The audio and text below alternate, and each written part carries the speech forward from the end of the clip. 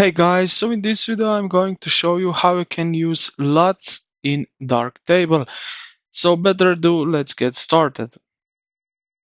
Now, how to define root folder first. So you must tell Darktable where your LUT files are stored globally before the module will allow you to select them.